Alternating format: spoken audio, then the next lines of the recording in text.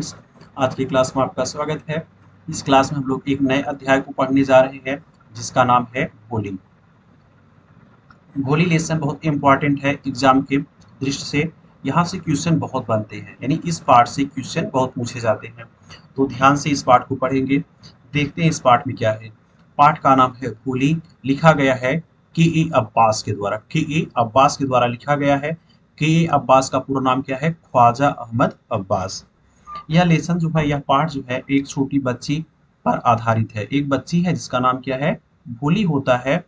भोली होता है। अब बचपन से इसकी उपेक्षा की जाती है ना, इसकी उपेक्षा किया जाता है।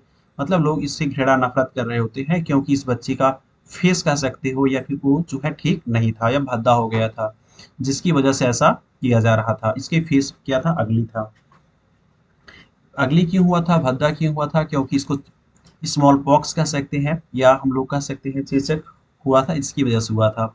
बाद में चल करके जो बच्ची है धीरे धीरे बाद जो बड़ी होती है, पढ़ाई करती है, और पढ़ाई करके एक ग्रेट लेडी, एक ग्रेट जो है बच्ची बन जाती है, तो गांव के लोग सब प्रशंसा करते हैं। कहानी जो है इसी पर आधारित है। हम कहानी को वर्क समरी बताएंगे और टाइम जाएगा। आइए हम लोग कहानी को पढ़ना शुरू करते हैं, समझेंगे एक एक करके। ठीक है, चलिए एक एक वर्ड का पहले वर्ड मीनिंग देखिएगा, उसके बाद हम लोग उसका मतलब निकालेंगे। अरे हर नेम, उसका नाम। हर मतलब उसका, नेम मतलब नाम। वाज था सुलेखा, उसका नाम सुलेखा था। बट किंतु, सिंस हर चाइल्डहुड, क्यों? किंतु बचपन से ही। किंतु, बट मतलब किंतु, सिंस से, हर उसके, चाइल्डहुड बचपन से, नहीं उसके बचपन से, एवरीवन सब लोग, हैड बीन कॉलिंग सब लोग उसे बुला रहे थे, हर उसे बुला रहे थे हर भोली, नहीं भोली। द सिंपल टर्म यानी बुद्धू, नहीं। किंतु, किंतु उसके बचपन से ही, एवरीवन सब लोग, हैड बीन कॉलिंग हर भोली उसे भोली बुलाते थे। भोली मतलब बुद्धू, भी बताया जाए। द सिंपलटम, द सिंपलटम मतलब सबसे सरल, यानी बुद्धू की बात हो रही है ना। बुद्धू, अगर देखें से कोई गांव में है बहुत सिंपल है, या शहर में बहुत किसी से मतलब नहीं रखता, लोग उसको पागल बोल देते हैं ना, सिंपलटम। तो सिंपलटम से क्या बना हुआ है? बुद्धू। फिर से देखिए, रिवाइज करिए। अरे हर नेम वाज सुलेखा, उसका नाम सुलेखा था। बट सिंस हर चाइल्डहुड, अरे किंतु बचपन से ही, everyone had been calling her Bholi, किंतु बचपन से सब लोग उसे भोली कहते थे, यानी भोली के नाम से पुकारते थे। भोली मतलब बुद्धू। द सिंपलटम यानी बुद्धू। अगले पैसे चलिए। करें सी वाज फोर्थ डाटर, करें सी वह, वाज थी, द फोर्थ डाटर नी चौथी पुत्री, ऑफ नंबरदार रामलाल। ये नंबरदार रामलाल जो है, नंबरदार रामलाल, ये जो नंबरदार रामलाल है इनकी वह चौथी पुत्री है। सी वाज द फोर्थ डाटर, यानी वह चौथी पुत्री है, ऑफ नंबरदार रामलाल, नंबरदार रामलाल की वह चौथी पुत्री है। व्हेन, जब, सी वाज 10 month ओल्ड, जब वह 10 महीने की थी। व्हेन, जब, सी वाज 10 month ओल्ड, जब वह 10 महीने की थी। He had fallen off the cot, he had fallen, he had fallen off, fallen off मतलब, फॉल ऑफ मतलब गिरना। करें कहाँ से? चारपाई से। She had fallen off the cart, नहीं वह चारपाई से गिर गई थी। कार्ट मतलब चारपाई। करें ऑन हर हेड, अपने सर के बल, यानी सर की ओर से ना। करें ऑन हर हेड, यानी सर के बल चारपाई से वह गिर गई थी। एंड और, परहैप्स और शायद, इट हैड डैमेज्ड शायद इससे क्षतिग्रस्त हो गया, सम पार्ट कुछ हिस्सा, ऑफ हर ब्रेन उसके ब्रेन का, कि शायद उसके ब्रेन का कुछ हिस्सा क्षतिग्रस्त हो गया। दैट वाज वाई, इसी कारण से, दैट वाज वाई इसी कारण से, सी रिमेन्ड वह बनाए रखी, अ बैकवर्ड चाइल्ड एक पिछड़ी हुई बच्ची, है इसीलिए वह एक पिछड़ी हुई बच्ची बनाए रखी। ग्रामर भी बताइए साथ साथ भी। And came to be known, and और, केम टू बी नोन और जाने जाने लगा, एज भोली भोली के रूप में, करें और उसे भोली के नाम से जाना जाने लगा। द सिंपल टर्म बुद्धू, यानी भोली मतलब बुद्धू। यानी फिर से देखिएगा, she was the fourth daughter of Numberdar Ramlal, यानी वह नंबरदार रामलाल की चौथी पुत्री थी। When she was 10 month old, जब वह 10 महीने की थी। She had fallen off the cot, वह चारपाई से गिर गई थी। ऑन हर हेड, अपने सर के बल। एंड परहैप्स, और शायद। It had damage some part of her brain, इससे उसके ब्रेन का कुछ हिस्सा क्षतिग्रस्त हो गया। दैट वाज वाई, इसी कारण से। She remained a backward child, इसी कारण से वह एक पिछड़ी हुई बच्ची बनाए रखी। एंड, और came to be known, and और came to be known as Bholi, और उससे भोली के नाम से जाना जाना गया। द सिंपलटन, बुद्धू, यानी भोली मतलब बुद्धू, सिंपलटन मतलब बुद्धू। उम्मीद करते हैं इतना समझ में आया होगा। चलते हैं अगले पैराग्राफ पे। है एट बर्थ, एट बर्थ जन्म से, एट बर्थ है जन्म से।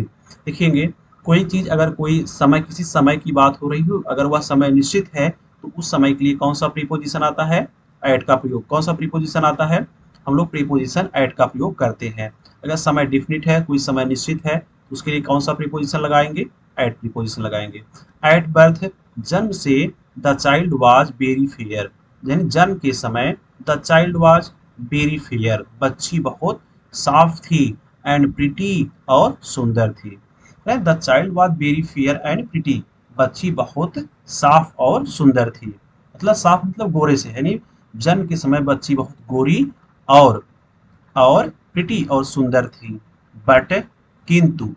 When she was 2 years old, किंतु वह जब 2 साल की हुई। She had an attack of small pox, she had an attack, करे सी हैड, सी मतलब उस पर, हैड एन अटैक एक आक्रमण हुआ। ऑफ स्मॉल पॉक्स, यानी स्मॉल पॉक्स का, यानी उस पर एक स्मॉल पॉक्स का आक्रमण हुआ। उस पर मतलब बच्ची पर, यानी भोली पर। सी हैड एन अटैक, उस पर एक आक्रमण हुआ। ऑफ स्मॉल पॉक्स का मतलब उसे स्मॉल पॉक्स हुआ। अटैक का क्या मतलब निकालेंगे? हुआ, होने के सेंस में, मतलब उसको जब वह 2 साल की थी। बट, किंतु। When she was 2 years old, जब वह 2 साल की थी। She had an attack of small pox, उसे स्मॉल पॉक्स हुआ। स्मॉल पॉक्स मतलब चेचक, मतलब उसे चेचक हुआ।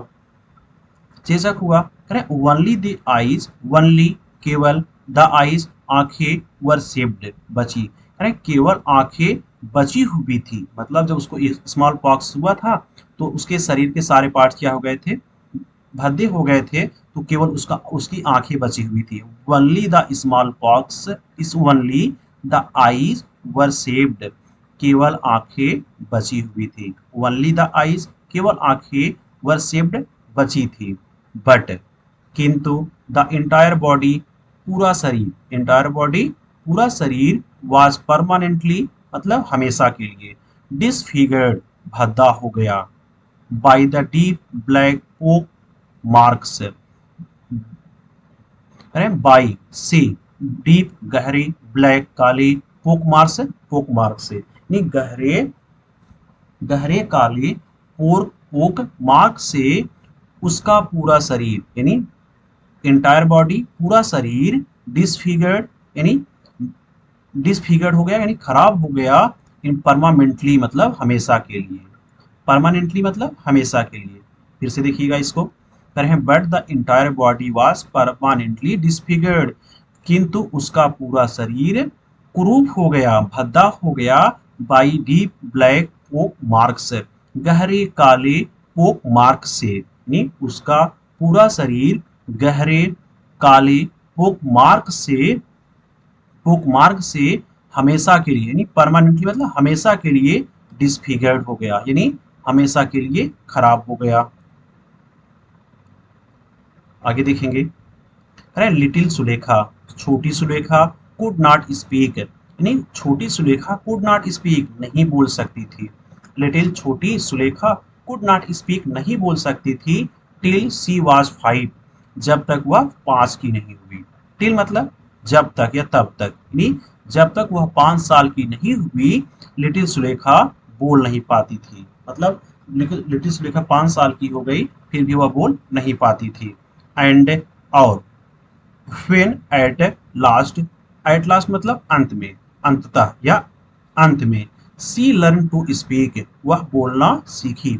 सी लर्न टू स्पीक, वह बोलना सीखी। सी स्टैमर्ड, वह हकलाई। अरे देखिएगा, स्टैमर्ड वह हकलाई। द अदर चिल्ड्रेन यानी दूसरे बच्चे, द अदर चिल्ड्रेन दूसरे बच्चे often made fun, made fun मजाक बनाते थे, ऑफ हर उसका। द अदर चिल्ड्रेन दूसरे बच्चे ऑफ्टेन मेड फन प्रायः मजाक बनाते थे, ऑफ हर उसका। दूसरे बच्चे प्रायः उसका मजाक बनाते थे, एंड मिमिक्ड हर और उसका नकल करते थे। मिमिक मतलब नकल करना, और उसका नकल कर देते थे। मतलब वह बच्ची हकलाती थी तो दूसरे बच्चे उसको देख करके उसका नकल करते थे, उसको मजाक बनाते थे। फिर से देखिएगा, अरे एट बर्थ जन्म से the child was very fair, बच्ची बहुत गोरी और सुंदर थी। But when she was 2 years old, किंतु जब वह 2 साल की हुई, she had an attack on small pox, उसे स्मॉल पॉक्स हुआ। Only the eyes were saved, केवल आंखें बची। बट किंतु the entire body was disfigured, किंतु पूरा शरीर डिसफिगर्ड हो गया, मतलब खराब हो गया। परमानेंटली डिसफिगर मतलब पूरी तरह से हमेशा के लिए भद्दा हो गया। बाई डीप ब्लैक पोक मार्क्स, गहरे डीप मतलब गहरे, गहरे काले पोक मार्क से उसका पूरा शरीर, इंटायर बॉडी पूरा शरीर, परमानेंटली हमेशा के लिए, डिसफिगर्ड खराब हो गया ना, यानी गहरे काले पोकमार्क से उसका पूरा शरीर हमेशा के लिए खराब हो गया। लिटिल सुलेखा छोटी सुलेखा, लिटिल सुलेखा छोटी सुलेखा कुड नॉट स्पीक नहीं बोल पाती थी, टिल सी वाज 5 नहीं जब तक वह 5 साल की हुई। एंड व्हेन एट लास्ट और जब वह अंत में, सी लर्न टू स्पीक वह बोलना सीखी। सी स्टैमर्ड वह हकलाई। द अदर चिल्ड्रेन दूसरे बच्चे ऑफ्टन मेड फन यानी प्रायः उसका मजाक बनाते थे, ऑफ हर उसका, एंड मिमिक्ड हर और उसका नकल करते थे। एज अ रिजल्ट परिणाम स्वरूप सी टॉक्ड वेरी लिटिल वह बहुत कम बात करती थी। एज अ रिजल्ट का मतलब क्या होता है, परिणाम स्वरूप। सी वह टॉक्ड बात करती थी, वेरी लिटिल बहुत कम, परिणाम स्वरूप वह बहुत कम बात करती थी। Ramlal had 7 children, Ramlal had 7 children, Ramlal के 7 बच्चे थे। रामलाल हैड 7 चिल्ड्रेन, रामलाल के 7 बच्चे थे। 3 सन्स 3 पुत्र, एंड और 4 डॉटर्स और 4 पुत्रियां थीं। रामलाल के 3 पुत्र थे और 4 पुत्रियां थी। एंड और द यंगेस्ट मतलब सबसे बड़ी, सबसे छोटी। यंगेस्ट का मतलब सबसे नौजवान, जो सबसे नौजवान है मतलब वह सबसे छोटा है। द यंगेस्ट सबसे नौजवान या सबसे छोटी, ऑफ देम उनमें यानी रहे, एंड और द यंगेस्ट ऑफ देम उनमें से सबसे छोटी, वाज भोली भोली थी। मतलब जितने लोग थे, जो 7 बच्चे थे उनके सबसे छोटी इसमें कौन थी, भोली थी। ठीक है, भोली थी। It was a prosperous farmers house hold, it was यह था, इट वॉज यह था, अ प्रॉस्परस एक समृद्ध, फार्मर्स किसान का, हाउस होल्ड घर, यानी यह एक प्रॉस्परस धनी, फार्मर्स किसान का, हाउस होल्ड घर, वाज था मतलब यह एक धनी किसान का घर था।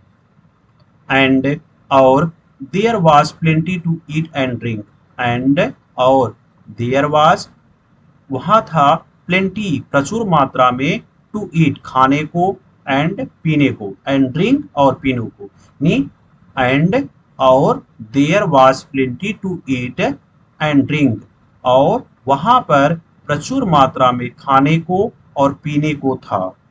ठीक है, वहां पर प्लेंटी का मतलब प्रचुर मात्रा में, ईट मतलब खाना, नहीं वहां पर प्रचुर मात्रा में खाने और पीने को था, मतलब उनका परिवार जो है अमीर था। अरे ऑल द चिल्ड्रेन सभी बच्चे, एक्सेप्ट को छोड़ करके, एक्सेप्ट का हिंदी क्या होता है, को छोड़ करके। ऑल द चिल्ड्रेन सभी बच्चे, एक्सेप्ट होली होली को छोड़ करके, वर हेल्दी स्वस्थ थे, एंड स्ट्रांग और मजबूत थे। मतलब जितने बच्चे थे सब स्ट्रांग थे, स्वस्थ थे, लेकिन भोली नहीं थी, भोली कमजोर थी, स्वस्थ नहीं थे। ऑल द चिल्ड्रेन एक्सेप्ट भोली, भोली को छोड़कर के सभी बच्चे वर हेल्दी एंड स्ट्रांग, नहीं स्वस्थ और मजबूत थे।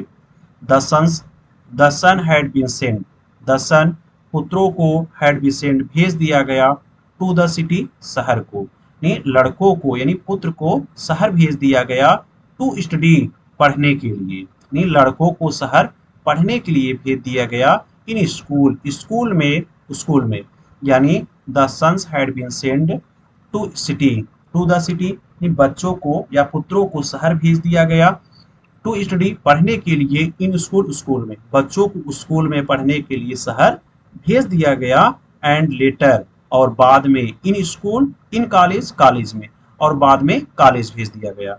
मतलब जो लड़के थे उनको पढ़ने के लिए शहर के स्कूल में भेज दिया गया और बाद में उनको कॉलेज में भेज दिया गया।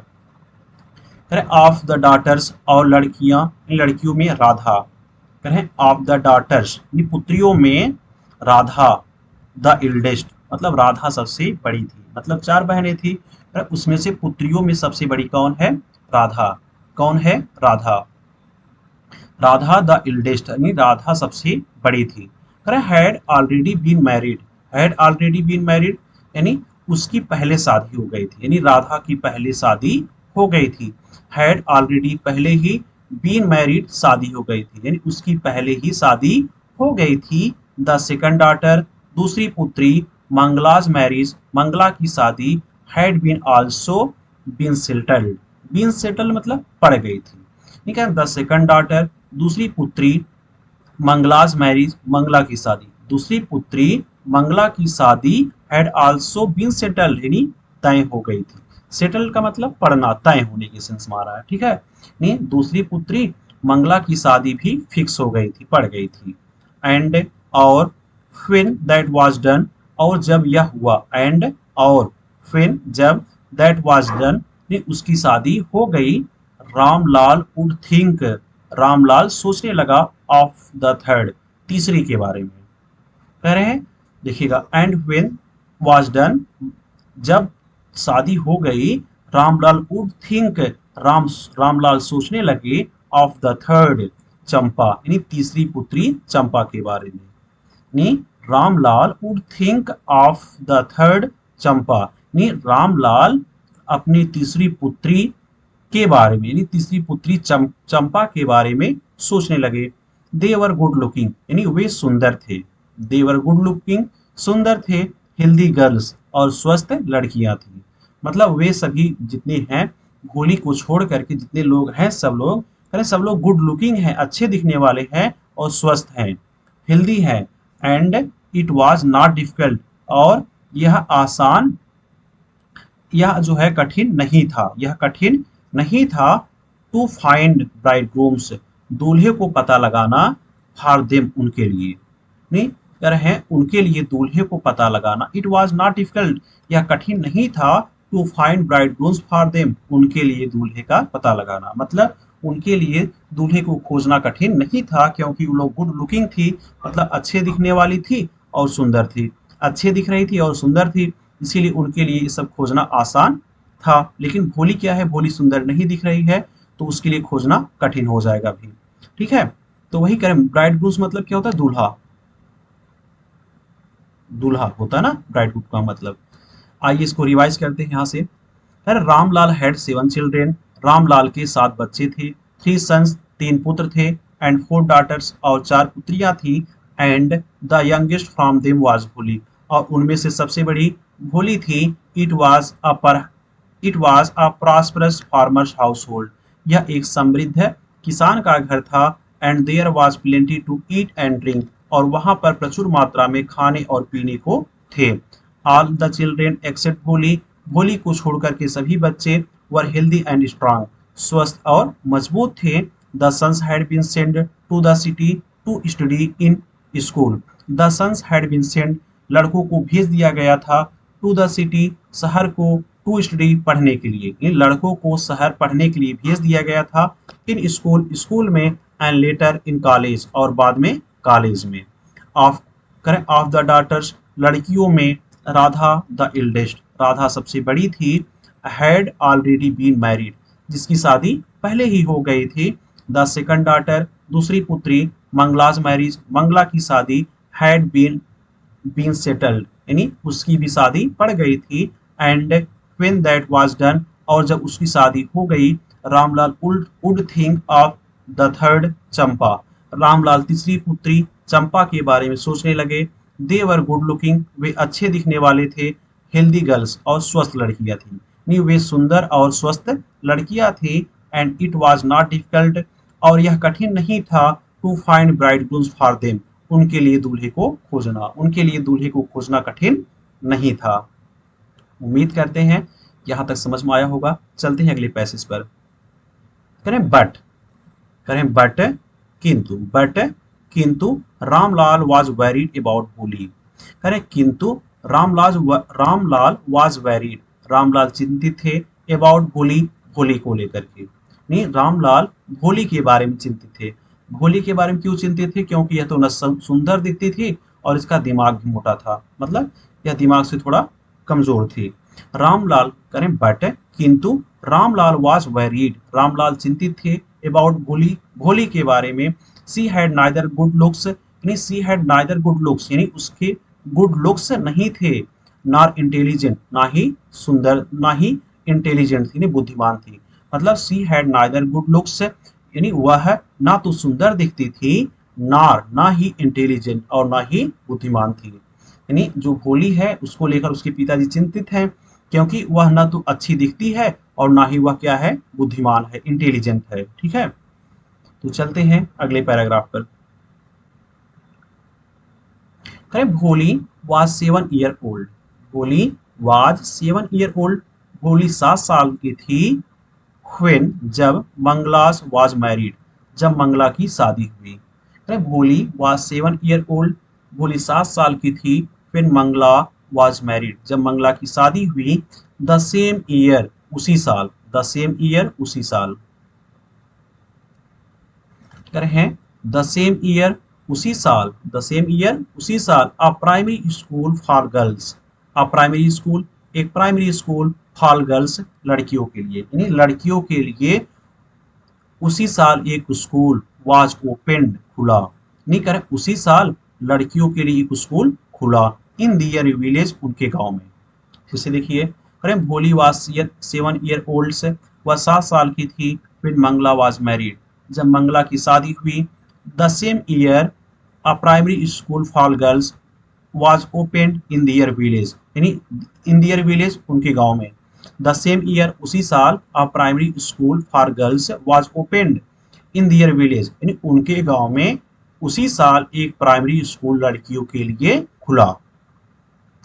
द तहसीलदार साहब, द तहसीलदार, द तहसीलदार साहब came to perform its opening ceremony, opening ceremony मतलब उद्घाटन समारोह ना, परफॉर्म मतलब करने आए, मतलब द तहसीलदार साहब, साहब केम आए, टू परफॉर्म उद्घाटन करने, ओपनिंग सेरेमनी उद्घाटन करने ना। फिर से देखिए इसको, द तहसीलदार साहब came to perform its opening ceremony, tehsildar sahib इसके, इट्स मतलब इसके, इसके मतलब उस जो स्कूल खुला उसके लिए आ रहा ना, इट्स किसके लिए आया है, स्कूल के लिए, है इट्स ओपनिंग सेरेमनी, इसके उद्घाटन समारोह में, इसका उद्घाटन समारोह करने के लिए आए। फिर से देखिए, द तहसीलदार साहब केम आए, टू परफॉर्म करने के लिए, इट्स ओपनिंग सेरेमनी, इसके उद्घाटन समारोह को, मतलब इसका उद्घाटन समारोह करने आए। सी ही सेड, उन्होंने कहा, सेड कहा, ही सेड उन्होंने कहा, टू रामलाल, रामलाल से, उन्होंने रामलाल से कहा, as a revenue officer, revenue officer मतलब राजस्व विभाग का अधिकारी, ऑफिशियल है अधिकारी, एज अ रेवेन्यू ऑफिशियल, राजस्व विभाग के अधिकारी होने के नाते, you are the representative, you are आप हैं, द रिप्रेजेंटेटिव प्रतिनिधित्व, यानी आप प्रतिनिधित्व करता है, रिप्रेजेंटेटिव प्रतिनिधित्वकर्ता, ऑफ द गवर्नमेंट यानी सरकार की, मतलब as a revenue official, revenue official होने के कारण, यानी राजस्व विभाग का अधिकारी होने के नाते, you are the representative of the government in the village, in the village गांव में, नहीं आप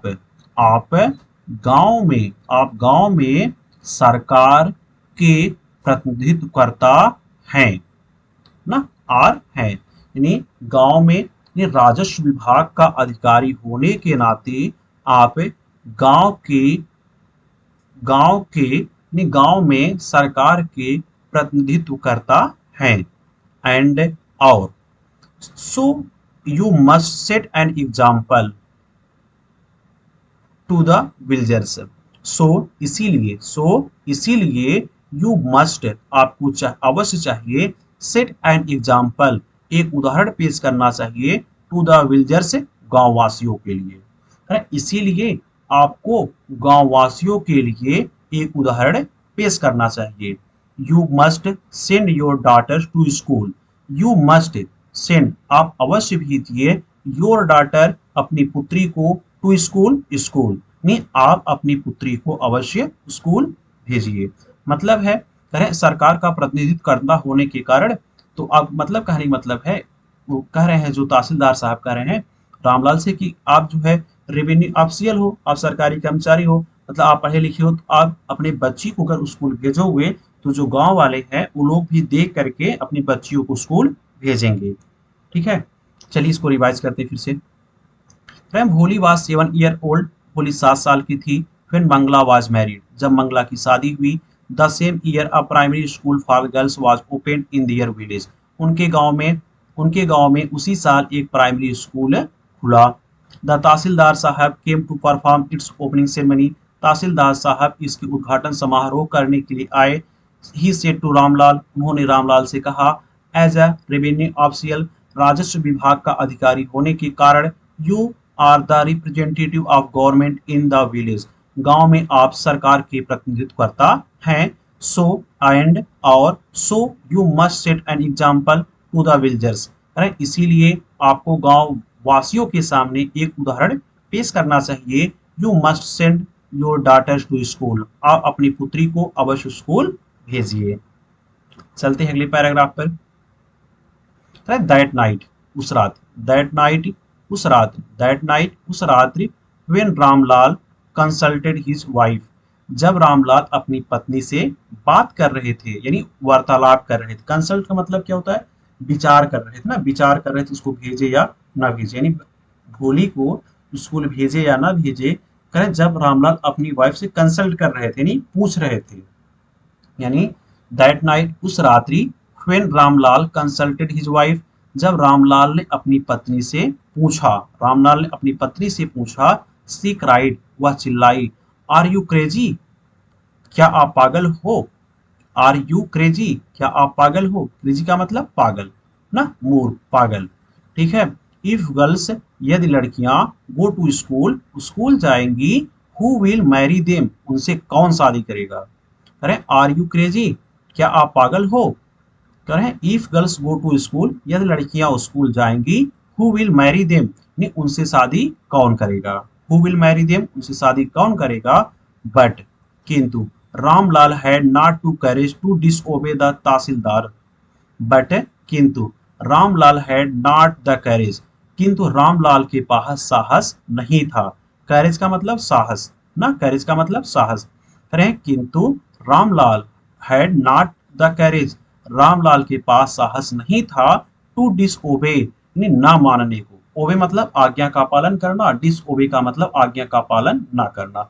द तहसीलदार, रामलाल तहसीलदार के आज्ञा को ना पालन करने का साहस नहीं था, यानी तहसीलदार के यानी रामलाल के अंदर तहसीलदार की बातों को ना पालन करने का साहस उनके अंदर नहीं था। डिसोबे मतलब आज्ञा का पालन ना करना। द तहसीलदार, तहसीलदार यानी रामलाल के अंदर तहसीलदार के द्वारा कही हुई बातों को पालन ना करने के लिए उनके अंदर साहस नहीं था, मतलब वो डर रहे थे उससे कहीं कहीं। एट लास्ट, अंत में, करें हिज वाइफ सेड, उसकी उनकी पत्नी ने कहा, एट लास्ट, अंत में, हिज वाइफ सेड, उनकी पत्नी ने कहा, I will tell you what to do, I will tell you, मैं आपको बताऊंगी, व्हाट टू डू, आप क्या करो, यानी उनकी पत्नी अंत में कह रही हैं, आई विल टेल यू, मैं आपको बताऊंगी, व्हाट टू डू, यानी आप क्या करो, सेंड भोली टू स्कूल, सेंड भोली टू स्कूल, भोली को स्कूल भेजिए, एज इट इज, जैसा कि यह है, there is a little chance, यानी कहें बहुत कम, लिटिल का मतलब क्या होता है, ना के बराबर, ना के बराबर, मतलब बहुत कम, ना के बराबर, कह रहे हैं, कह रहे हैं as it is there is little chance, यानी बहुत कम चांस है, बहुत कम अवसर है, ऑफ हर गेटिंग मैरिड, उसकी शादी होने का, मतलब करें बहुत कम चांस है उसकी शादी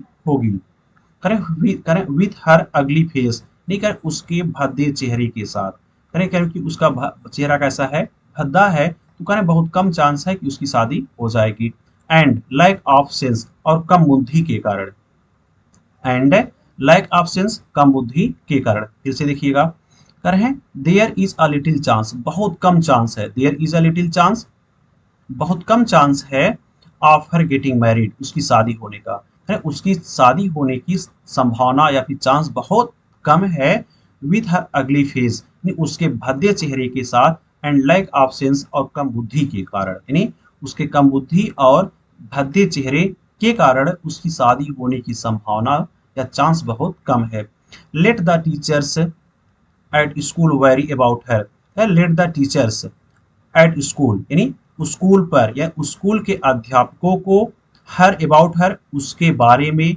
चिंतित होने दीजिए, लेट का मतलब दीजिए, टीचर्स अध्यापक, स्कूल स्कूल, वेरी चिंता, अबाउट हर उसके बारे में, यानी let the teachers at school very about her, यानी अध्यापक को उसके बारे में चिंतित होने दीजिए या फिर चिंता करने दीजिए, या फिर अध्यापक के ऊपर उसको छोड़ दीजिए, ठीक है, let the teachers at school very about her, नहीं लेट द टीचर यानी अध्यापक को होने दीजिए, अबाउट हर उसके बारे में चिंतित, ना, यानी करें अध्यापक को उसके बारे में चिंता करने दीजिए, ठीक है, अध्यापक को उसके बारे में चिंता करने दीजिए, फिर से रिवाइज करिए, करें but Ramlal had not the carriage, किंतु रामलाल के अंदर साहस नहीं था, टू डिसओबे द तहसीलदार, ये तहसीलदार की बातों को न मानने का, ये तहसीलदार की बातों को या तहसीलदार की आज्ञा की अवहेलना करने का रामलाल के अंदर साहस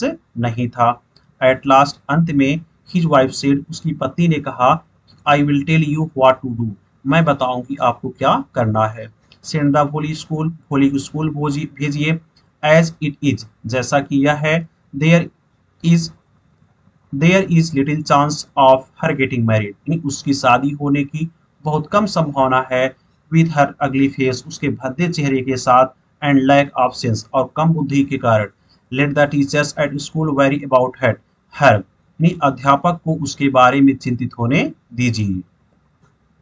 चलते अगले पैराग्राफ पर, कह रहे हैं द नेक्स्ट डे, अगले दिन, रामलाल काट भोली, रामलाल ने भोली को पकड़ा, काट का मतलब पकड़ा, कैच का क्या होता फॉर्म है, second form, the next day, अगले दिन, रामलाल काट भोली, रामलाल ने भोली को पकड़ा, बाई द हैंड, नहीं अपने हाथों से, बाई द हैंड, हाथों से, एंड सेड, और कहा, अरे द नेक्स्ट डे, अगले दिन, रामलाल भोली को अपने हाथों से पकड़े, एंड सेड, और कहे, कम विथ मी, मेरे साथ आइए, कम विथ मी, मेरे साथ आइए, I will take you to school, I will take, मैं आपको ले चलूंगा, टू स्कूल, स्कूल यानी मैं आपको स्कूल ले चलूंगा, भोली वाज फ्राइटेंड, भोली डर गई, भोली वाज फ्राइटेंड, फ्राइटेंड का मतलब डरना, भोली वाज फ्राइटेंड, भोली डर गई, she did not, she did not, आगे देखते हैं, पहले इसको रिवाइज कर लीजिए, इसके आगे वाला सेंटेंस आगे देखते हैं फिर, द नेक्स्ट डे, रामलाल काट द भोली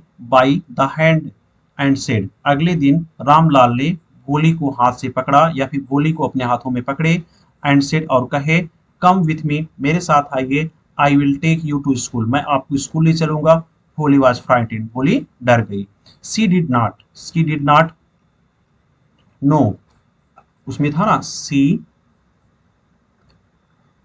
did not, she did not know, वह नहीं जानती थी, सी डिड नॉट नो, वह नहीं जानती थी, सेंटेंस को अलग कर लीजिए, सी डिड नॉट नो, वह नहीं जानती थी, what was a school like, यानी स्कूल क्या होता है, मतलब स्कूल के बारे में उसने सुना ही नहीं था।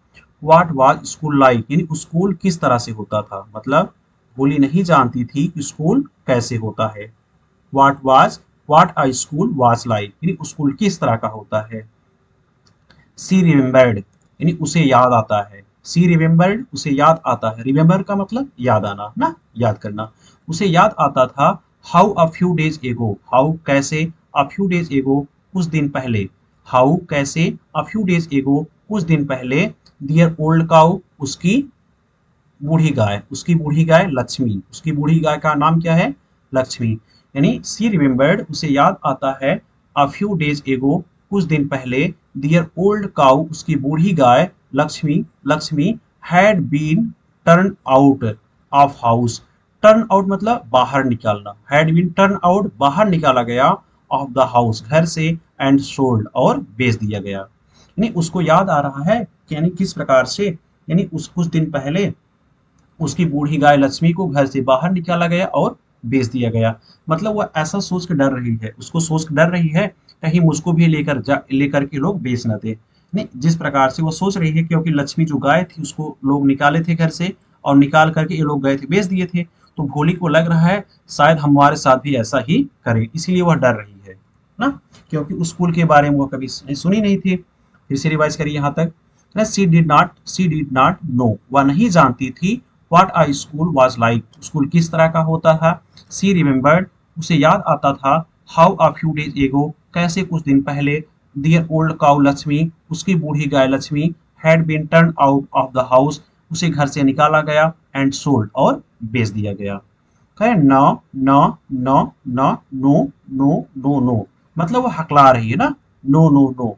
सी साउटेड इन टेरर, वह भय से चिल्लाई, एंड और पुल्ड हर हैंड, और अपने हाथों को खींच लिया। पुल का मतलब खींचना, एंड पुल्ड हर हैंड, और अपने हाथों को खींच लिया, अवे दूर। फिर से देखिए, एंड और पुल हर हैंड अवे, और अपने हाथ को दूर खींच लिया, from her father's grip, from से, हर फादर्स ग्रीप अपने पिता के चंगुल से। ग्रीप मतलब मुट्ठी या चंगुल, ठीक है। यानी and pulled her hand away from her father's grip, और पुल हर हैंड अवे, और अपने हाथों को दूर खींच लिए, फ्रॉम हर फादर्स ग्रीप अपने पिता के चंगुल से। फिर से देखिए, करें ना, यानी नकार रही है, ना ना ना, नो नो मतलब मना कर रही है ना। सी साउटेड इन टेरर, वह भय से चिल्लाई, and pull her hand away, और अपने हाथ को दूर खींच ली, फ्रॉम हर फादर्स ग्रीप अपने पिता के चंगुल से, और अपने पिता के चंगुल से अपने हाथों को दूर खींच ली। पुल अवे दूर खींचना ना। आगे देखेंगे अगला पैसेज।